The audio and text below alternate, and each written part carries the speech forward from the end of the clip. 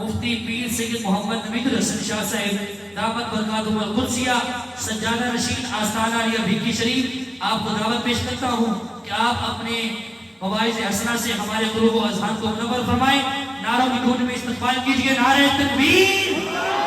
ایسے ہی محبت کے ساتھ بلند آواز سے نعرہ لگائیے اور لوگوں کو بتائیں جو اس پیر خانے کے بارے بک بک کرتے ہیں، انہیں بتائیے کہ رہے گا یوں ہی، ان کا چرچا رہے گا، پڑے خاک ہو جائیں جل جانے والے۔ اور یہ وہ آواز ہے اس کو جس طرح پست کرو گے اللہ رب العالمین انہیں یہ بلندیاں عطا فرماتا رہے گا۔ بلند آواز سے نعرے میں استقبال کیجئے، نعرہ تکبیر، نعرہ رسالت، نعرہ رسالت، نعرہ تحقیق، نعرہ حیدری، نعرہ غوثیہ، آستانہ علیہ بھکی شریف، آستانہ علیہ شریف شریف۔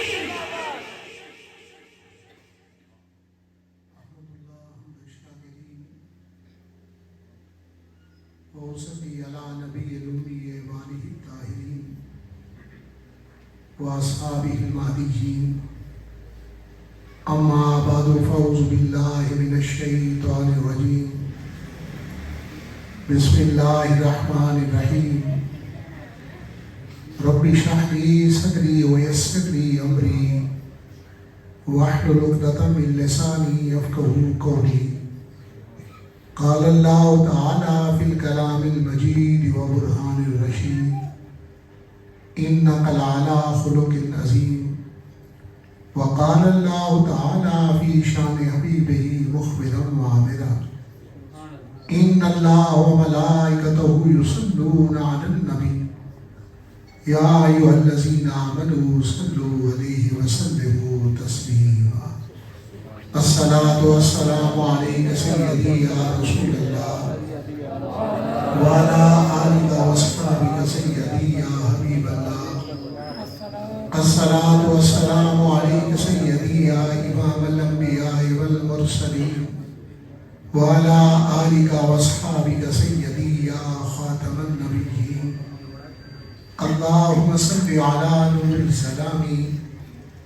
اللہم صل علی بدر التمامی، اللہم صل علی مفتاح دار السلامی، اللہم صل علی شفیع جمیع الانامی۔ بعد از حمد بدرگاہ مجیب الدعوات خالق کائنات جل والا و درود و حضور سرور کائنات فخر موجودات نور مجسم شفیع معظم رحمت دو عالم حضرت احمد مجتبیٰ جناب محمد مصطفیٰ معزز سامعین، حاضرین، علماء کرام، وارثان منبر و محراب، اصحاب عقل و بینش، اہل محبت و طریقت، محب فی اللہ، صوفی باصفا، علامہ پیر غلام مصطفیٰ صدیقی جلالی، سرپرست جماعت جلالیہ ضلع لاہور، محب فی اللہ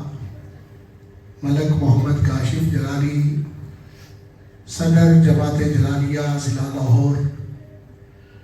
محب فی اللہ قاری شبیر حسین مدنی جلالی، جنرل سیکرٹری جماعت جلالیہ ضلع لاہور، محب فی اللہ عزیزم خطیب اہل سنت علامہ حبیب مرتضیٰ صدیقی جلالی، رہنما جماعت جلالیہ ضلع لاہور، اور دیگر اسٹیج پر جلوہ گر قابل قدر شخصیات، آج کی اس محفل پاک کی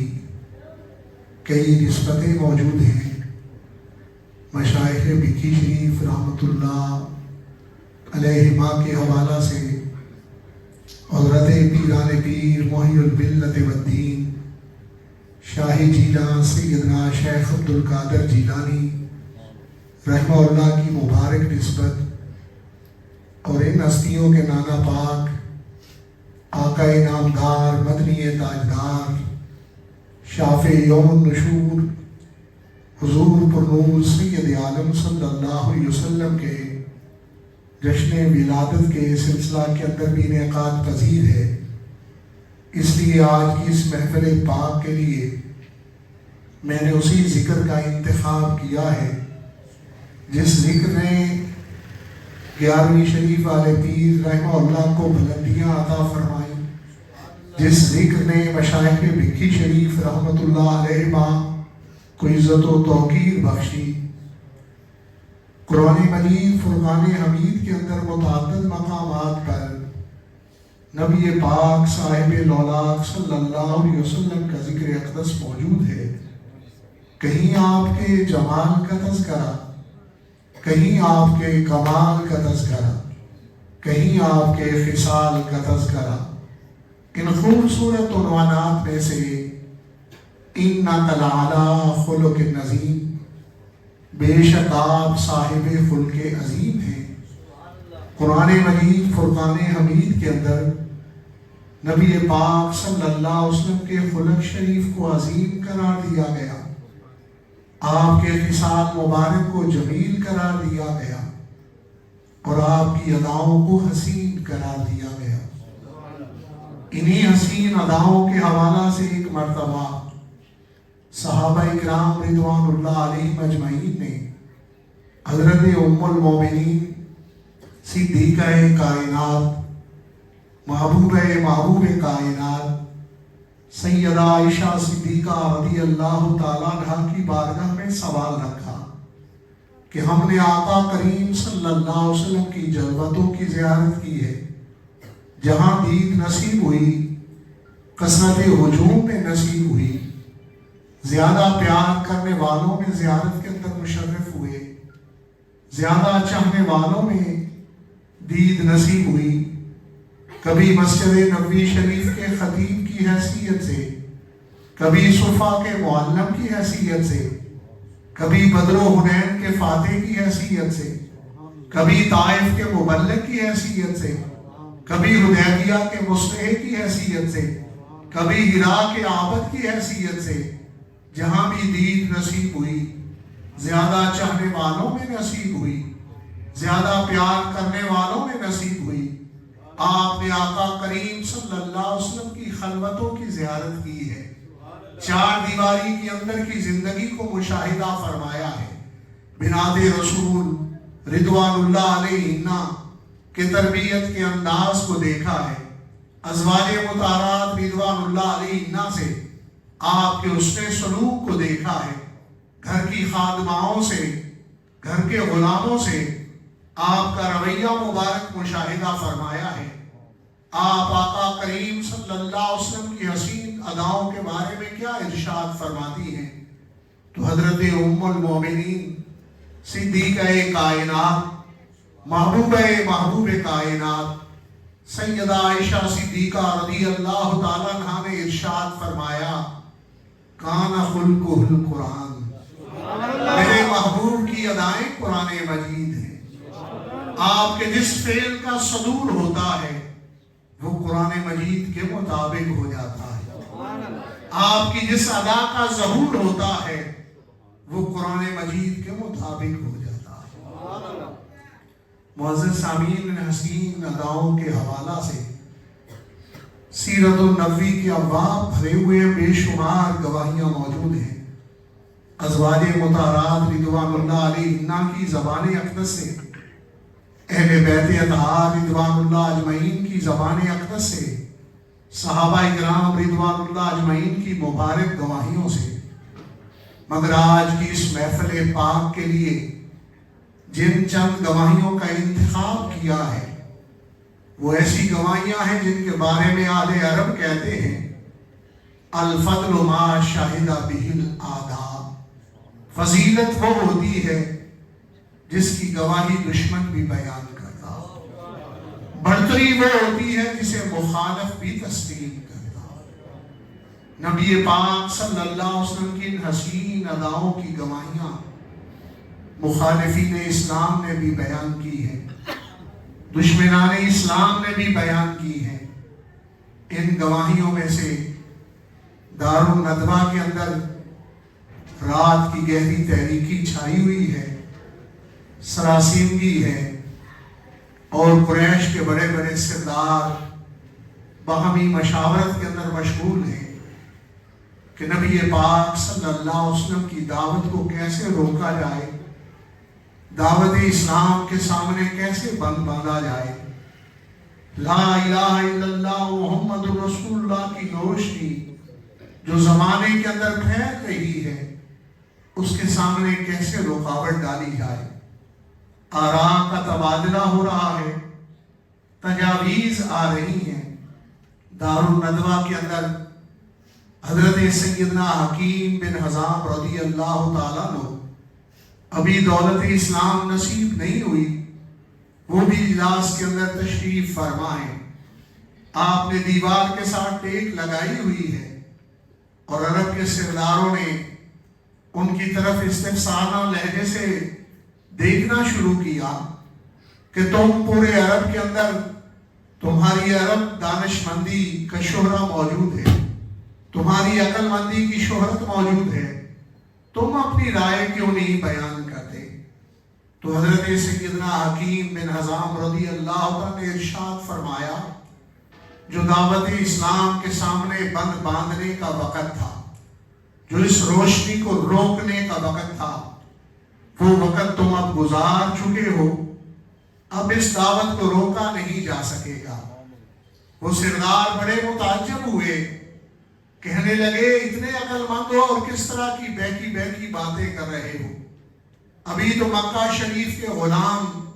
اور مجبور اور مقہور طبقوں نے دعوت اسلام کو قبول کیا ہے، چند جوشیلے نوجوان بڑے خاندانوں کے وہ لا الہ الا اللہ محمد رسول اللہ انہوں نے پڑھا ہے، ابھی بند باندھنے کا مرحلہ کیسے گزر گیا، دعوت اسلام کو روکنے کا مرحلہ کیسے گزر گیا؟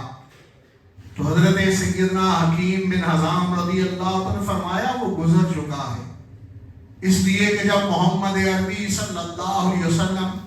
تم میں 40 سال گزارنے کے بعد پہاڑ کی چوٹی پر کھڑے ہو کر یہ ارشاد فرما رہے تھے کہ اگر میں کہوں دوسری طرف سے ایک لشکر آنے والا ہے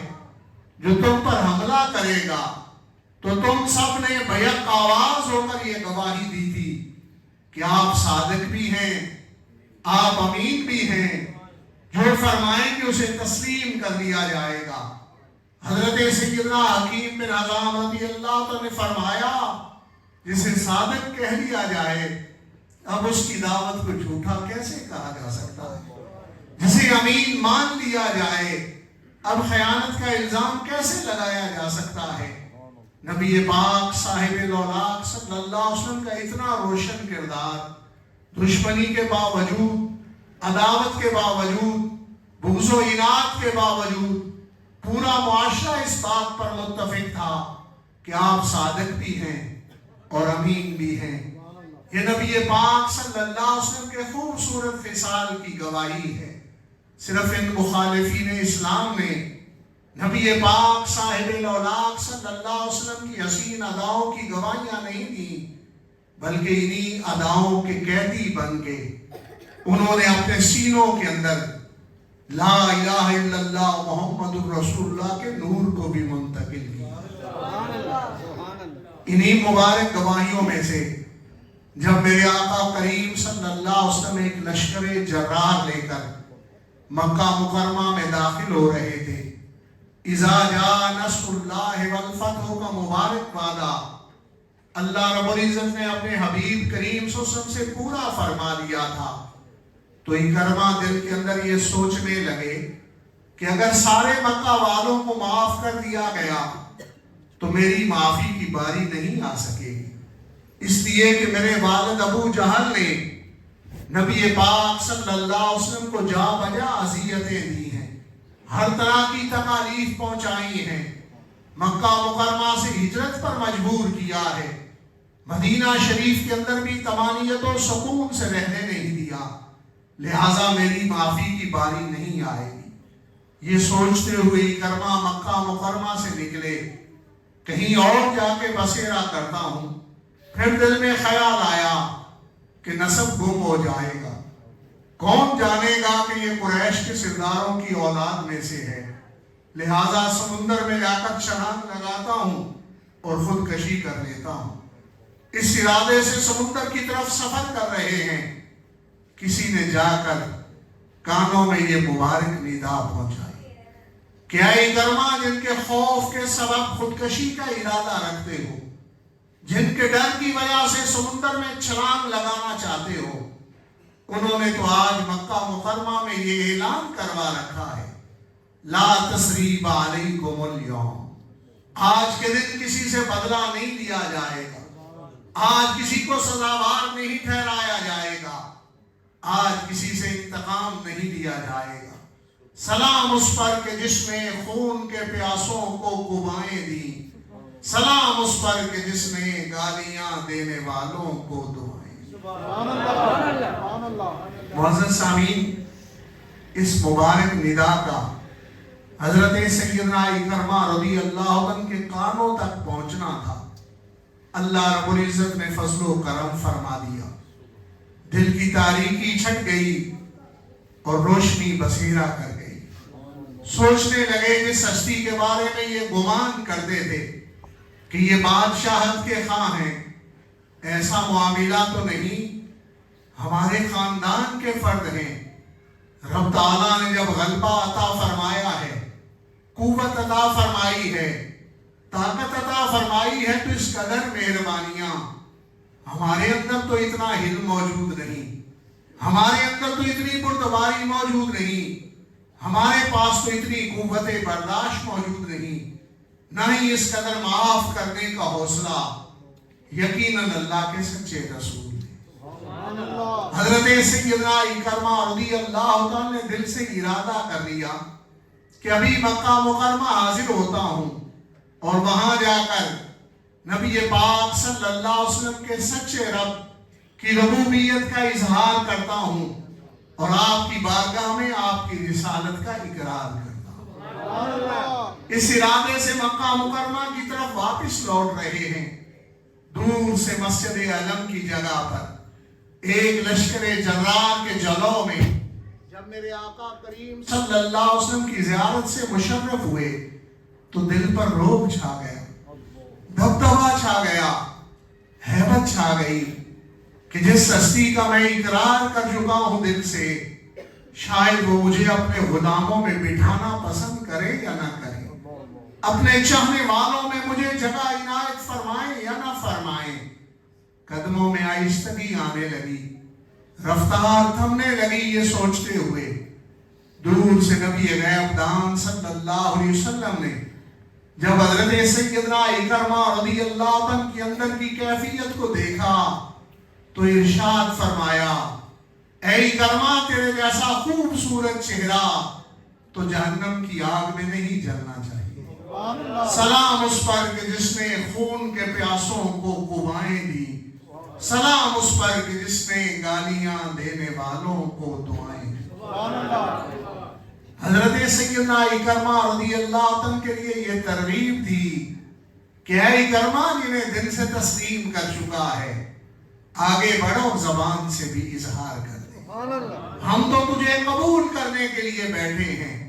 سیدنا اکرمہ رضی اللہ عنہ نے جب آقا کریم صلی اللہ علیہ وسلم کے یہ میٹھے میٹھے کلمات سماعت فرمائے، دوڑتے ہوئے آگے بڑھے اور میرے آقا کریم صلی اللہ علیہ وسلم کے قدموں میں گر گئے، عرض کرنے لگے، اشہد ان لا الہ الا اللہ واشہد انک رسول اللہ۔ سلام اس پر کہ جس نے خون کے پیاسوں کو قبائیں دی، سلام اس پر کہ جس نے گالیاں دینے والوں کو دعائیں۔ معزز حاضرین، ایسی ایک گواہی نہیں، ہزاروں گواہیاں موجود ہیں۔ جب میرے آقا کریم صلی اللہ علیہ وسلم کو غزوہ حنین کے اندر فتح حاصل ہوئی تو نبی پاک صلی اللہ علیہ وسلم نے جورانہ کے مقام پر لشکر اسلامی کو پڑاؤ ڈالنے کا حکم ارشاد فرمایا۔ پہلے شہداء حنین کی تدفین کی گئی اور تدفین کے عمل سے فراغت پانے کے بعد میرے آقا کریم صلی اللہ علیہ وسلم نے حنین سے حاصل ہونے والا مال غنیمت لشکر اسلامی میں تقسیم فرمانا شروع کر دیا۔ آج میرے آقا کریم صلی اللہ علیہ وسلم لشکر اسلامی کے ان صفوں میں مال غنیمت نہیں تقسیم کر رہے تھے جنہوں نے مکہ مکرمہ کی مبارک زندگی میں میرے آقا کریم صلی اللہ علیہ وسلم کے ساتھ کھڑے ہو کر مشکلات اور مصائب کو سہا۔ آج لشکر اسلامی کی ان صفوں میں بھی مال غنیمت نہیں تقسیم کیا جا رہا تھا جنہوں نے مکی زندگی کے اندر میرے آقا کریم صلی اللہ علیہ وسلم کی دعوت پر لبیک کہی، جنہوں نے مکہ شریف سے آپ کی سنگت و معیت میں مدینہ منورہ کی طرف ہجرت فرمائی۔ نہ ہی آج لشکر اسلامی کے اس حصہ میں مال غنیمت تقسیم کیا جا رہا تھا جنہیں مدینہ النبی کے اندر میرے آقا کریم صلی اللہ علیہ وسلم کے استقبال کا شرف حاصل ہوا، آپ کی میزبانی کا اعزاز حاصل ہوا۔ آج مہاجرین و انصار میں مال غنیمت نہیں تقسیم کیا جا رہا تھا، آج سابقون والاولون میں مال غنیمت نہیں تقسیم کیا جا رہا تھا، بلکہ میرے آقا کریم صلی اللہ علیہ وسلم تعریف قلبی کے لیے ان نوجوانوں میں مال غنیمت تقسیم کر رہے تھے جنہیں ابھی چند گھنٹے ہوئے تھے اپنے سینوں کو نور ایمان سے منور کیے ہوئے، جن کے آباء و اجداد کے سبب میرے آقا کریم صلی اللہ علیہ وسلم کو کئی طرح کی اذیتیں سہنی پڑی، جن کے آباء و اجداد کے سبب سے میرے آقا کریم صلی اللہ علیہ وسلم کو کئی طرح کی تکالیف سہنی پڑی۔ آج آقا کریم صلی اللہ علیہ وسلم ان میں مال غنیمت تقسیم فرما رہے تھے۔ عطا کا ایسا دریا تھا جو بہتا ہی جا رہا تھا، سخاوت کا ایسا سمندر تھا جو تھمنے کی طرف نہیں آ رہا تھا۔ ایک ایک سپاہی کو ایک 100 اونٹ بما پناہ دیے جا رہے تھے۔ سلام اس پر کہ جس نے خون کے پیاسوں کو قبائیں دی، سلام اس پر کہ جس نے گالیاں دینے والوں کو دعائیں۔ اللہ اکبر، یا رسول اللہ،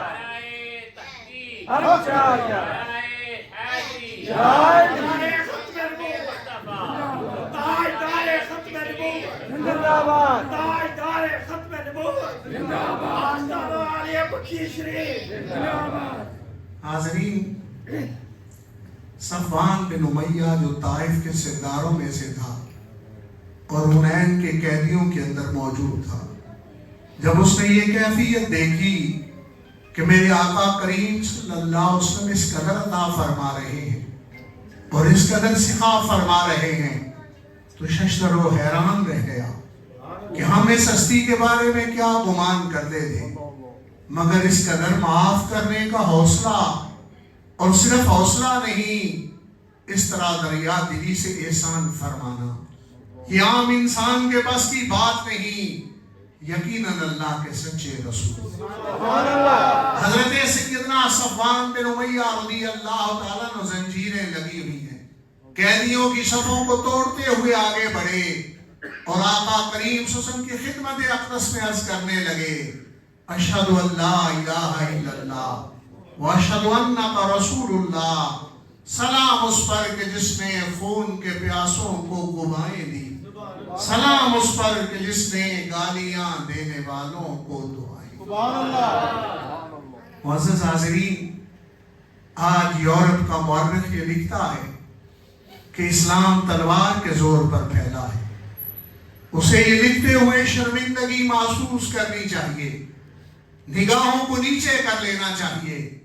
اس لیے کہ اسلام تلوار کے زور پر نہیں، محمد عربی صلی اللہ علیہ وسلم کی خوبصورت خصال کی قوت سے۔ ہم بر صغیر کے باسی تو اس بات پر شاہد و گواہ ہیں۔ حضرت داتا گنج بخش علی اجویری رحمہ اللہ تشریف لائے تو ان کے ہاتھوں میں کون سا ہتھیار موجود تھا؟ حضرت ماما فرید گنج شکر رحمہ اللہ آئے تو ان کے ہاتھوں میں کون سی تلوار موجود تھی؟ حضرت خواجہ ہند الولی غریب نواز خواجہ معین الدین چشتی اجمیری رحمہ اللہ کی آمد ہوئی تو ان کے ہاتھوں میں کون سی بندوق موجود تھی؟ حضرت خواجہ خواجگاں حضرت خواجہ باقی باللہ دہلوی رحمہ اللہ کے قدوم شریف کی برکت جب اس سرزمین نے حاصل کی تو ان کے ہاتھوں میں کون سا ہتھیار موجود تھا؟ ان اولیاء کاملین کے پاس اگر کوئی قوت موجود تھی تو میرے آقا کریم صلی اللہ علیہ وسلم کے خوبصورت خصال کی قوت، جس رنگ کے اندر یہ اللہ کے بندے رنگے ہوئے تھے، جس رنگ کے اندر یہ صوفیاء کاملین رنگے ہوئے تھے۔ حاضرین، اسلام تلوار کے زور پر نہیں، میرے آقا کریم صلی اللہ علیہ وسلم کی خوبصورت خصال کی قوت سے پھیلا۔ اگر اسلام تلوار کے زور پر پھیلتا تو سید القریش جناب سیدنا ابو سفیان رضی اللہ تعالیٰ عنہ کلمہ اسلام اس وقت پڑھتے جب میرے آقا کریم صلی اللہ علیہ وسلم ایک لشکر جرار لے کر مکہ مکرمہ میں داخل ہو رہے تھے۔ نہیں، اس وقت نور ایمان نصیب نہیں ہوا، بلکہ جب میرے آقا کریم صلی اللہ علیہ وسلم نے مسجد علم کی جگہ پر کھڑے ہو کر خطبہ فتح ارشاد فرماتے ہوئے اپنی حسین خصال کا تیر مارا تو ابو سفیان کا سینہ گھائل ہو کے رہ گیا۔ آپ نے خطبہ فتح میں ارشاد فرمایا، جو بیت اللہ میں چلا جائے اسے بھی امان حاصل ہے، جو شیب ابی طالب میں چلا جائے اسے بھی امان حاصل ہے، جو ابو سفیان کی حویلی میں چلا جائے اسے بھی امان حاصل ہے۔ جب میرے آقا کریم صلی اللہ علیہ وسلم کے خطبہ فتح شریف کے یہ مبارک کلمات سیدنا ابو سفیان رضی اللہ عنہ تک پہنچے تو ششدر و حیران رہ گئے۔ ہم کیا سوچتے تھے اور کیا کرتے تھے؟ رب تعالیٰ نے غلبہ عطا فرمایا ہے، قوت عطا فرمائی ہے، تو اس قدر مہربانیاں، میری حویلی کو اتنی بڑی عزت دے دی ہے۔ فوراً کہنے پر مجبور ہو گئے کہ ہمارے نظریات، ہمارے افکار اور ہمارے اعتقاد جھوٹے تھے، اسی لیے رب تعالیٰ نے ہمیں شکست دی ہے، اور محمد عربی صلی اللہ علیہ وسلم کے نظریات، ان کے اعتقادات اور ان کی تعلیمات سچی ہیں، اسی لیے رب تعالیٰ نے انہیں فتح عطا فرمایا۔ سلام اس پر کہ جس نے خون کے پیاسوں کو قبائیں دی، سلام اس پر کہ جس نے گالیاں دینے والوں کو دعائیں دی۔ فوراً میرے آقا کریم صلی اللہ علیہ وسلم کے چچا حضرت سیدنا عباس رضی اللہ عنہ کو اپنا سفارشی بنایا۔ بچپن سے دوستانے اور یارانے کے تعلقات تھے، ساتھ لے کر آقا کریم صلی اللہ علیہ وسلم کی خدمت اقدس میں حاضر ہو گئے اور جا کر عرض کرنے لگے، اشہد ان لا الہ الا اللہ واشہد انک رسول اللہ۔ سلام اس پر کہ جس نے خون کے پیاسوں کو قبائیں دی، سلام اس پر کہ جس نے گالیاں دینے والوں کو دعائیں دی۔ معزز حاضرین، جلیل القدر صحابہ اکرام رضوان اللہ اجمعین نے، خلفائے راشدین مہدیین نے، ابو بکر و عمر عثمان و حیدر رضوان اللہ علیہم اجمعین نے تو مکہ شریف سے اس لیے ہجرت فرمائی کہ اللہ رب العزت کی طرف سے ہجرت کا حکم آ گیا تھا، مگر سیدنا ابو سفیان رضی اللہ عنہ نے میرے آقا کریم صلی اللہ علیہ وسلم کی حسین اداؤں کا قیدی بن گئے، ہمیشہ کے لیے مکہ شریف کی سرداری کو چھوڑ دیا اور مدینہ منورہ میں میرے آقا کریم صلی اللہ علیہ وسلم کے قدموں میں سکونت اختیار۔ سلام اس پر کہ جس نے خون کے پیاسوں کو قبائیں دی، سلام اس پر کہ جس نے گالیاں دینے والوں کو دعائیں دی۔ وقت کافی بیت چکا ہے، انتہائی اختصار کرتے ہوئے ایک گواہی جو میرے حضور حضرت حافظ الحدیث رحمہ اللہ کے دادا استاد سیدی اعلیٰ حضرت عظیم البرکت امام احمد رضا خان بریلوی رحمہ اللہ کے والد گرامی نے بیان کی ہے۔ میرے آقا کریم صلی اللہ علیہ وسلم کی مدنی زندگی کے ساتھ اس گواہی کا تعلق ہے۔ اللہ کے حبیب جناب مصطفیٰ کریم صلی اللہ علیہ وسلم نے ایک یہودی سے قرضہ لے رکھا تھا اور اس یہودی نے بارگاہ نبوی کے اندر قرضے کی واپسی کا تقاضا کیا، تو اللہ کے حبیب جناب مصطفیٰ کریم صلی اللہ علیہ وسلم نے فرمایا، بھائی قرضہ تو میں نے تجھ سے لے رکھا ہے، مگر قرض لیتے ہوئے تیرے اور میرے درمیان جو مہلت مقرر ہوئی تھی، جو واپسی کا وعدہ مقرر ہوا تھا، وہ وعدہ ابھی نہیں آیا، لہذا تجھے ابھی قرض نہیں مانگنا چاہیے۔ جب سید المرسلین صلی اللہ علیہ وسلم نے یہ جواب ارشاد فرمایا تو اللہ یعوذ باللہ اس یہودی نے بارگاہ نبوی کے اندر ناپاک جسارت کی۔ نقل کفر کفر نہ باشد، اے اولاد عبد المطلب پہلے تم ادھار لے لیتے ہو، پھر اس طرح کی ہیلا گری اپناتے ہو۔ جب یہ نازیبا کلمات صحابہ کرام رضوان اللہ اجمعین نے سنے تو ان کے چہروں کے تیور تبدیل ہو گئے۔ غلامان محمد صلی اللہ علیہ وسلم نے اپنی تلواروں کو سونت دیا۔ رحمت للعالمین رسول صلی اللہ علیہ وسلم نے جب یہ کیفیت مشاہدہ فرمائی تو صحابہ کرام رضوان اللہ اجمعین کو حکماً ارشاد فرمایا، ٹھہر جائیے، میں نے اس سے قرضہ لے رکھا تھا، اور جس سے قرضہ لیا ہو وہ ایسی باتیں کرتے رہتے ہیں۔ سلام اس پر کہ جس نے خون کے پیاسوں کو قبائیں دی، سلام اس پر کہ جس نے گالیاں دینے والوں کو دعائیں۔ میرے آقا کریم صلی اللہ علیہ وسلم کا صحابہ کرام رضوان اللہ اجمعین کو یہ حکم فرمانا تھا، وہ یہودی بارگاہ نبوی کے اندر ہاتھ جوڑ کے کھڑا ہو گیا، عرض کرنے لگا، حضور میرے اس کہے ہوئے کو گستاخی نہ جاننا، میرے اس کہے ہوئے کو بے ادبی نہ تصور کرنا، بلکہ میں نے تورات و زبور کے اندر نبی آخر الزمان صلی اللہ علیہ وسلم کی چند علامات اور نشانیاں پڑھی تھی۔ وہ ساری علامات، وہ ساری نشانیاں آپ کی ذات اقدس کے اندر دیکھ چکا ہوں۔ ایک نشانی وہاں بیان ہوئی ہے، وہ دیکھنا باقی تھی کہ نبی آخر الزمان صلی اللہ علیہ وسلم حلیم و بردبار ہوں گے۔ جب ان سے سخت کلام فرمایا جائے تو وہ نرم فلاں کلام فرمائیں گے، جب ان سے سخت رویہ اپنایا جائے تو وہ نرم رویہ اپنائیں گے۔ حضور یہ نشانی دیکھنا باقی تھی، یہ علامت جانچنا باقی تھی، اس لیے میں نے یہ جسارت کی ہے، اور اب یہ نشانی بھی آپ کی ذات اقدس کے اندر دیکھ چکا ہوں،